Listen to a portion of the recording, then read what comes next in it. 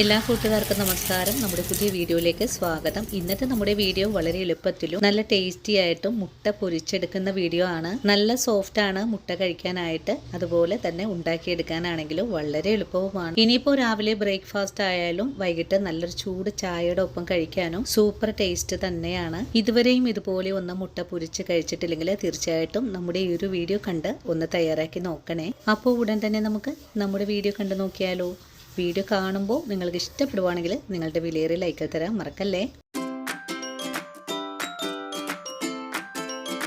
ഇനി നമുക്ക് മുട്ട പൊരിച്ചെടുക്കാം. ഇതിനായിട്ട് 3 കോഴിമുട്ടയാണ് ഞാനിവിടെ എടുത്തിട്ടുള്ളത്. ഇനി നമുക്ക് ഈ മുട്ട ഒന്ന് മാറ്റി വെച്ചതിന് ശേഷം ഒരു ബൗൾ എടുത്ത് വെക്കാം. ബൗളിലേക്ക് ഒരു ചെറിയ സവാള പൊടിയായി കട്ട് ചെയ്തതാണ് ചേർത്ത് കൊടുക്കേണ്ടത്. സവാളയ്ക്ക് പകരമായിട്ട് ഉള്ളിയും എടുക്കാവുന്നതാണ്. ഇനി നമുക്ക് വേണ്ടത് ആവശ്യത്തിനുള്ള ഉപ്പാണ്. ഉപ്പ് ചേർത്ത് കഴിഞ്ഞാൽ പിന്നെ നമ്മുടെ കൈ ഉപയോഗിച്ച് നല്ലതുപോലെ ഒന്ന് തിരുമ്മി ഒന്ന് സോഫ്റ്റ് ആക്കി എടുക്കാം. സവാള സോഫ്റ്റ് ആയിട്ട് കഴിഞ്ഞാൽ നമുക്കിതിലേക്ക് ബാക്കിയുള്ള ചേരുവകൾ കൂടെ ചേർക്കാം. ഇനി എരിവിന് ആവശ്യമായ 2 പച്ചമുളക് പൊടിയായി കട്ട് ചെയ്തത്, 1 ടീസ്പൂൺ അളവില് ചില്ലി ഫ്ലേക്സ്, 1 തണ്ട് കറിവേപ്പില ഒന്ന് പൊടിയായി കട്ട് ചെയ്തത്, കൂടെ തന്നെ 1 ടേബിൾ സ്പൂൺ അളവില് പാല് കൂടി ഒഴിച്ചു കൊടുക്കാം. പാലൊഴിച്ച് മുട്ട പൊരിച്ചെടുക്കുമ്പോൾ നല്ല സോഫ്റ്റ് ആയിട്ടാണ് നമുക്ക് കഴിക്കാൻ പറ്റുന്നത്. അതിനുശേഷം ഓരോ കോഴിമുട്ടയും നമുക്ക് പൊട്ടിച്ച് ഒഴിച്ചു കൊടുക്കാം. മുട്ടയും ചേർത്ത് കഴിഞ്ഞാൽ പിന്നെ നമുക്കിതിലേക്ക് വേണ്ടത് 1 ടീസ്പൂൺ അളവില് വെളിച്ചെണ്ണയാണ്. കൂടെ തന്നെ ഒരു ചെറിയ തക്കാളി കുരുവെല്ലാം നീക്കിയതിനു ശേഷം പൊടിയായി കട്ട് ചെയ്ത് മുട്ടയിലേക്ക് ചേർക്കാം. ഇനി നല്ലതുപോലെ ഇളക്കി ഒന്ന് മിക്സ് ചെയ്തെടുക്കാം. മുട്ടയും മറ്റുള്ള ചേരുവകളായിട്ട് നല്ലതുപോലെ ഇളക്കി യോജിപ്പിച്ചെടുക്കണം. ഒരു 2 മിനിറ്റ് നേരമെങ്കിലും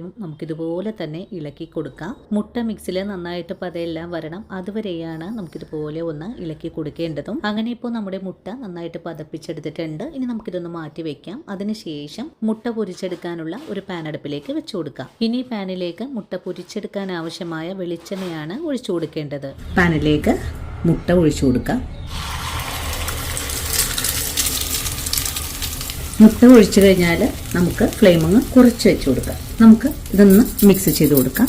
ഇനി നമുക്ക് ഈ പാൻ മൂടിയും കൂടെ വെച്ച് കൊടുക്കാം. ചെറിയ തീയിലിരുന്ന് ഒന്ന് വെന്ത് വരട്ടെ. ഇനി നമുക്ക് ഈ മുട്ട ഒന്ന് തുറന്ന് നോക്കാം. നമ്മളിപ്പോൾ മൂടി വെച്ചിട്ട് ഒരു 3 മിനിറ്റ് ആയിട്ടുണ്ട്. അപ്പോൾ ഇതിന്റെ ഉൾഭാഗത്ത് ഒന്നുകൂടെ വെന്ത് വരാനുണ്ട്. ഒന്നുകൂടെ മൂടി വെച്ച് കൊടുക്കാം. ഇപ്പൊ നമുക്ക് ഒന്നും കൂടെ തുറന്ന് നോക്കാം. ഇപ്പൊ നമ്മുടെ മുട്ട ഒന്ന് ചെറുതായിട്ടൊക്കെ ഒന്ന് മുരിഞ്ഞു തുടങ്ങിയിട്ടുണ്ട്. നമുക്കിതൊന്ന് മറിച്ചിട്ട് കൊടുക്കണം. മുട്ട മറിച്ചിട്ട് കൊടുത്തിട്ടുണ്ട്. വീണ്ടും നമുക്ക് മൂടി വെച്ച് കൊടുക്കാം. ചെറിയ തീയിൽ തന്നെ വെച്ച് വേണം മൂടി വെച്ച് കൊടുക്കാനായിട്ട്. വീണ്ടും മൂടി തുറന്ന് നോക്കാം. അപ്പോൾ നമ്മുടെ ഓംലേറ്റ് നല്ലതുപോലെ ഫ്ലഫി ആയിട്ടൊക്കെയാണ് വന്നിട്ടുള്ളത്. വീണ്ടും നമുക്കിതൊന്നും കൂടെ മറിച്ചിട്ട് കൊടുക്കാം. ഇനി ഫ്ലെയിം ഓഫ് ചെയ്ത് കൊടുക്കാം. അതിനുശേഷം ഒന്നും കൂടെ മൂടി വെച്ച് കൊടുക്കാം. അങ്ങനെ വളരെ ടേസ്റ്റി ആയിട്ടുള്ള നല്ല ഫ്ലഫി ഓംലേറ്റ് ഇവിടെ റെഡി ആയിട്ടുണ്ട്.